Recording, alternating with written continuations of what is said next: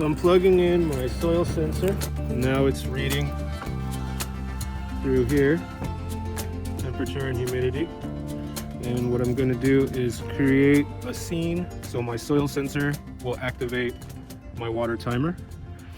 So when the device status changes, I want it to read humidity of less than 25%.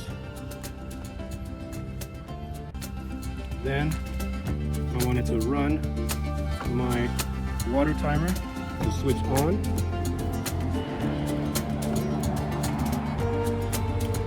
The delay the action is how long it's going to run.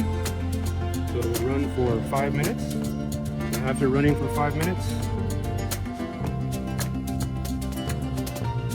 it's going to switch off. And it's going to do that daily.